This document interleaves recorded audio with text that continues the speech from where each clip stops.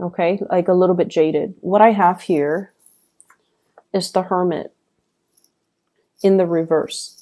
So this is the person that tends to things, okay? This is the person that looks out for everybody, and this is the person that sees everything.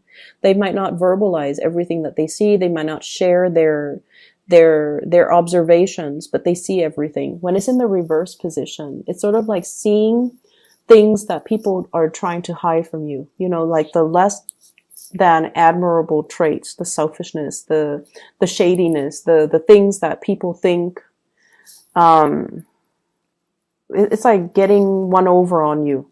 You see it all and you don't call people out on it because you're not a confrontational person.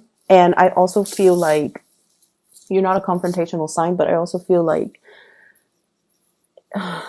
you do believe in this sense of divine justice, you know, that if they're going to be like that, one day they're going to get what's coming to them. And so you kind of leave it alone. And what I feel like what I feel is really happening is that you stand by your truth and you hang on to your truth, but you feel little by little that other people are not doing the same thing. So is it fair for me to do what's right when other people are never doing what's right and they keep advancing? Okay, not you're questioning whether or not divine justice exists. You're questioning whether or not people will get what's due to them. And you're questioning whether or not there is somebody watching out and keeping score and is going to try to rectify the situation. So like, is there a higher power out there that is going to, you know, dish out justice in the end? At the end of our lives, you know, are these people going to get away with their actions? At the end of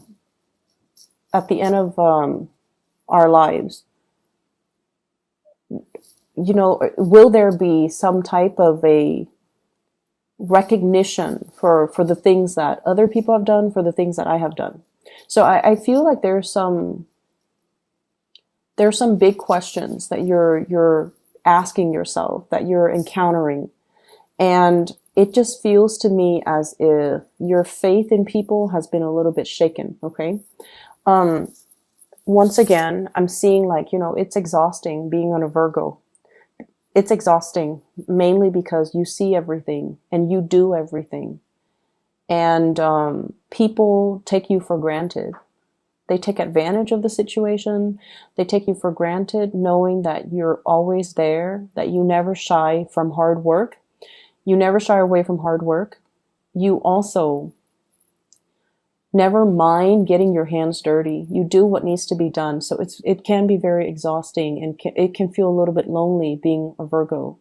You do a lot for other people, and yet the other people are the ones in the limelight, are the ones getting the recognition. This is the week where you are going to get the recognition that you deserve. Okay, this is the week where I feel like people will start to thank you, will start to see, will start to match your contributions. Okay, so there will be some events happening for this week where you're going to be in the limelight, and you don't crave the attention in the limelight just for, you know, the fame and fortune. I feel like you want to set an example. And I also feel like people are coming to that sense of awareness where they know you're not doing this just to get into the limelight. You're doing this because it needs to be done, because it's the right thing, and because this is what we're supposed to be doing, because it's why we're here. We don't want to tend to a dead garden. We don't want our plants to die, right? So we have to rearrange. We have to shuffle around. Yes, it is a lot of hard work. Nobody wants to do it, but it needs to be done. And that is how we should treat an entire situation.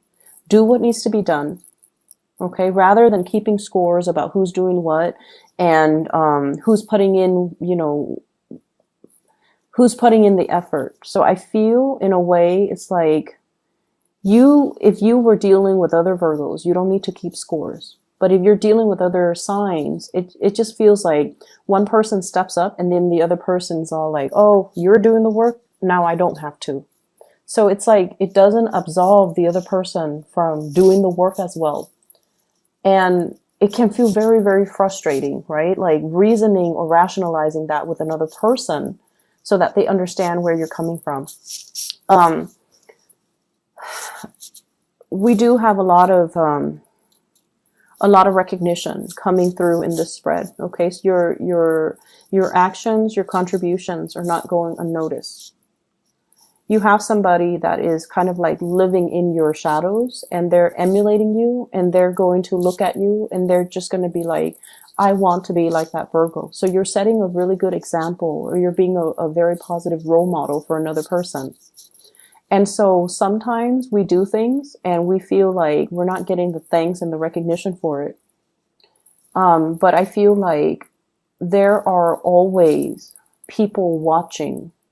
There will always be that sense of divine justice where, you know, maybe the unintended consequence is that somebody looks at what you're doing and they're just like, I'm going to be like that person. So you're changing hearts, like, you know, one person at a time. You're changing minds, one person at a time. So it doesn't feel to me like it's this extravagant, you know, rush of good karma coming back to roost, but it seems like it's happening little by little, and it's going to change the trajectory of everybody that's involved, like the mindset or the life trajectory or the choices that they're making in the future, little by little. The change is it's like you have been on the forefront of this new wave of change, and you're getting the ball rolling. So, you know, like how if you're pushing a boulder, right? The first few initial pushes, it seems really, really, really difficult. It feels so heavy. But once it starts going, it's going to gain traction and momentum, and it's going to snowball and just, you know, get larger and bigger, okay? And in general, just gain velocity. So I feel like it can feel like a daunting task pushing a boulder. But once things get going, it's going to be a lot easier. Okay, so trust in the process and trust that one day you're going to get to the end of, you know, the light at the tunnel, and it's going to be all worth it. So one day you're going to have that clarity. One day you're going to have that sense of divine justice. And one day none of these things will matter because people will be emulating, you know, your behavior, and they will try to do the right thing. I do feel as well, there's a lot of communication here. Check your emails, really fast, time sensitive type of communication. You guys are really good timekeepers, and you're very good about, you know, marking your calendars, keeping track of start dates and due dates and end dates. But I feel like something's in the works that you have to respond to. And I feel like some of them could be like invitation. And, you know, somebody is just like all of a sudden thinking about you. They shoot you an email and they're like, do you want to go to this party, you know, tomorrow or tonight? So I feel like last minute communication for opportunities for fun, for excitement, for going out, for socializing, for reconnecting with people that you've been longing to hear from, but they're very time sensitive. Okay, so these are like unexpected communication coming through from people, and it's very fast. And, you know, there's like a short window of opportunity for you to respond. So check your emails, check your messages, make sure that if it takes, my rule of thumb when it comes to emails or communication in general, if it takes me less than 30 seconds to respond, I try to respond right then and there. If it takes me longer than a minute, then I, you know, don't respond to it until I have time. So that is something that I feel like, you know, you want to have a system to organize like what is worth responding to. And rather than just, you know, reading them or reading the emails or the text messages and then forgetting about them, because I feel like you have to respond in a time sensitive manner. I'm also seeing as well, for those who are single, for those who are single, there has been a past relationship you have left behind as well. And I feel like, you know, you're coming into a space where career is going really, really well. Like you don't have financial issues that I'm seeing in this spread. You don't have financial concerns. I see some of you are changing up your wardrobe, like getting things that are custom made, like getting suits, getting dresses, getting things that are made specifically for your body type, for your taste, or for your standards. Okay, like spending or having the disposable income in order to get like custom made clothes. That's saying a lot. And I feel like some of you are losing weight. You're taking your clothes in. Some of you are, I feel like, I don't see weight gain so much, but I feel like maybe you're going to the gym and so you're like filling out in all the right places. And so you're getting clothes that are a little bit more form fitting. Okay. To, you know, accentuates your best assets.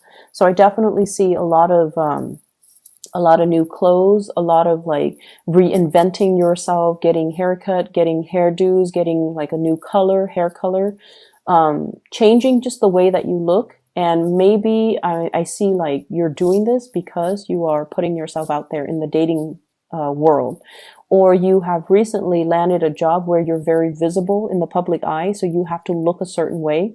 So either way, it looks really good. Okay, so you're splurging. You have the disposable income to do so, and I feel like it's looking really good. I'm also sensing as well. We have here the sun in the reverse position, and the sun seems to me like shying away from the spotlight. Feeling a little bit like self-conscious as well, you know, not feeling completely confident, not feeling at our best, and not wanting to be on center stage. Like if you have to do presentations, if you have to give a speech, if you have to do something where you're in the public eye, I feel like you can appear a little bit stiff and a little bit just kind of robotic. And I feel like you guys are aware of this and you're actively working on it, okay, to make yourself a little bit more spontaneous. Like if you're in front of a crowd giving a speech, you want to know, like, what do I do with my hands? I don't want to just, you know, have my hands down by my side. It looks awkward. So you're looking at yourself in the mirror and you're rehearsing things and you're trying to find ways to act natural. So yeah, you guys are trying to find ways to look natural, appear natural, or act natural. And it's going to come. Rehearse it enough. Don't take things so seriously. Okay, just ease up a little bit. And I don't know how else to explain it, but I feel like, you know, repetition, rehearsing things will make the situation a lot better, will make it flow a lot better, and will make it appear a lot more natural.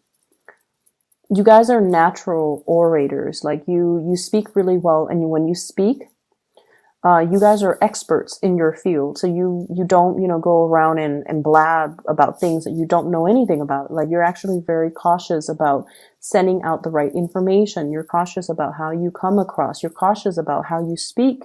And you want to make sure that you have all the information before you open your mouth. And I feel like a lot of the times, you don't appear confident enough. And so rehearsing things and, you know, letting things flow naturally. Don't rehearse it word for word. Group them into cause and effect. Group them into, you know, chronological order. So as long as you have an understanding of what comes first, what comes second, what comes third, then you would already know how to logically arrange and recall the information so that you don't have to, you know, remember or memorize something verbatim. So that process is going to help, okay? I feel here, let me see. I see a fire sign, so a Sagittarius, an Aries, or a Leo. This is somebody that could be a family member, could be a lover, could be an ex, okay? But I feel like they're kind of careless. They have the best intentions in the world, okay? They have the best intentions in the world, but they're kind of careless. I see somebody who's very clumsy, and they might fall, they might trip, they might injure themselves. I'm seeing like scraping their knees, bumping their like snubbing their toes. So they're very, very careless. And I feel like they're going to be around your space, or there's going to be a lot of interaction with this person, and they're quite comical. They're very careless, and I feel like their communication is very clumsy. You're going to be getting a lot of communication from this person. I'm also seeing an air sign. So this is an Aquarius, a Gemini, or a Libra. And this is somebody that they're very, very, very intelligent. But I also feel like they're definitely emotionally kind of stunted, emotionally unaware. They're a little bit emotionally underdeveloped or unaware, so they're not really conscious about how they come across to other people. They seem to me to be a little bit harsh, and I feel like there's a lot of communication between you and this person, and they're coming to you and they're asking you, hey, what's wrong with the way that I talk? Is there anything wrong with the way that I appear? Like they're asking you about, they're asking you for your opinions about them, because they're facing a situation where they're not able to either make friends, or they're not able to maintain relationships, or they're not able to work with other people. That's what I'm sensing. So I feel like you're in a position where you're kind of shedding light on a situation, hence, moving that flower pot into the sun. You're shedding light into the situation. You're able to give advice, or you're able to shed light into for a person. You're able to shine a light for a person regarding a situation or a problem that they've had.